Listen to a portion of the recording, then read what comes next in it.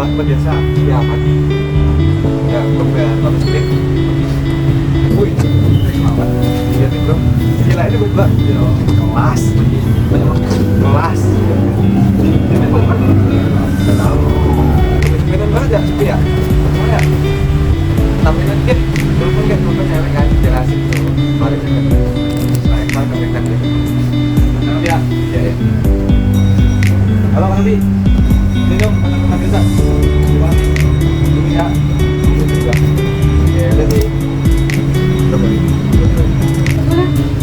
baik kamu banget macet biasa kemana tuh kayak apa ya ini pak asalnya dari mana asalnya dari tadi asik banget udah dari pagi ngobrol kalian berdua kami dari pagi berdua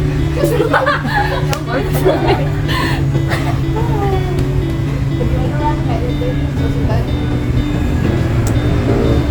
mau ngapain ya biasanya ada juga enaknya sih main ya tapi kalau pakai ada baru nih apa main apa yang enak pakai juga bacanya panas banget tuh ya benar enak panas banget tuh ini kenapa ya kalau sore apa ya karena nggak bisa renang apa karena nggak bisa renang kayak mana dulu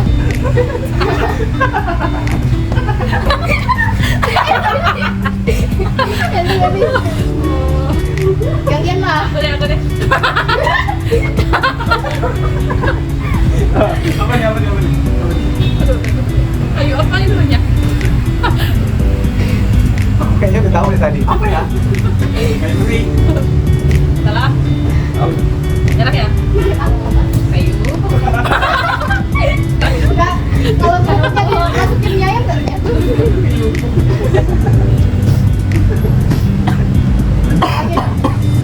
yang bulan ada di depan ikutin apa yang kuno kucingnya udah tua kali gak ada yang tahu tinggalan sama kucing galak oh tinggalan sama aja namanya juga pergi aneh-aneh di zamannya di luar negeri ular apa apaan perlu saya tahu ular apa yang jalannya lurus encok kali ular ular lurus ular makan tinggi di luar sana sih stop ya ini apa nih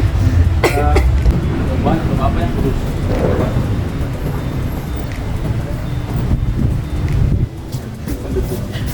kamu tahu sih jadi jawabannya anak dulu tahu kan kamu katolik banget orang oh iya pak dia kan lagi iya kan yang kali tapi apa anak kembali itu ya mana ya dapat lagi itu bisa dipanggil ya kan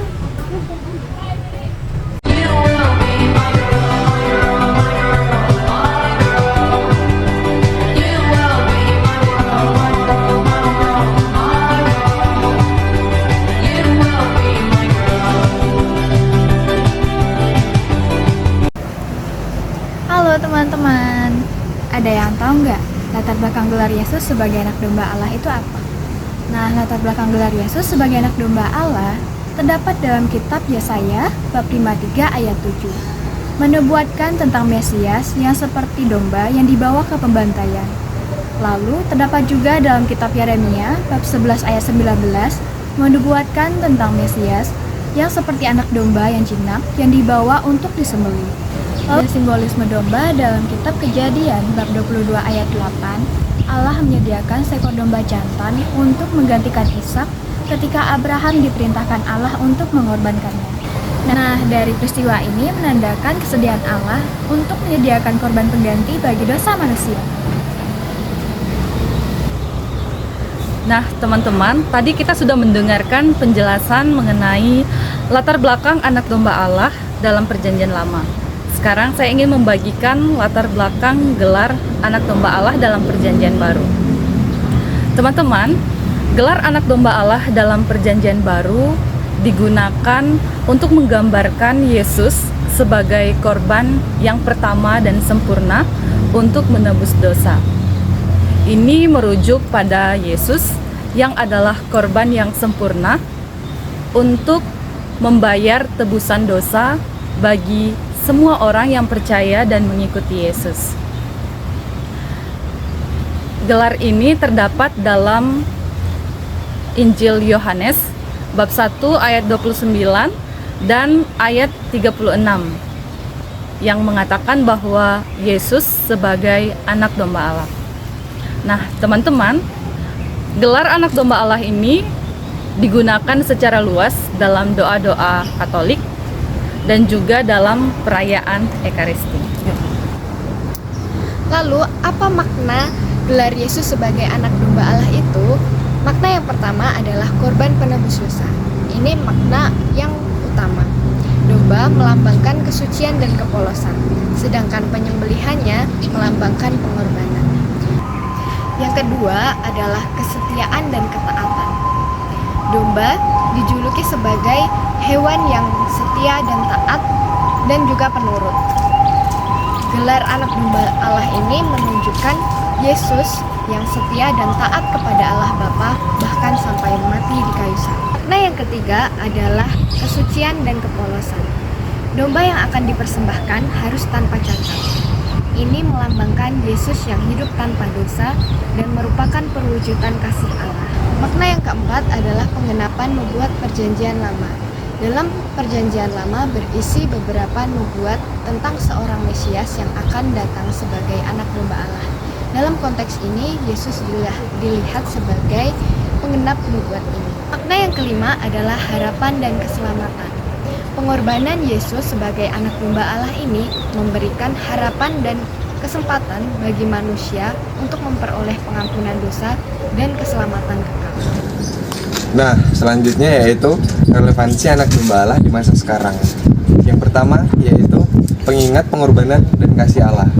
Ketika kita mendengar kata Anak Domba Allah, kita diingatkan akan pengorbanan dan kasih dari Allah sendiri yang rela berkorban demi dosa-dosa kita. Lalu yang kedua yaitu simbol kemenangan melalui kerendahan hati. Dengan ketaatan dan kerendahan hati Yesus yang rela sengsara bahkan hingga wafat demi dosa-dosa kita. Itulah yang kita yakini menjadi simbol kemenangan dalam Gereja Katolik. Oke teman-teman, kami merefleksikan bahwa Anak Domba Allah itu digambarkan seperti Yesus. Yesus yang hadir dalam dunia ini.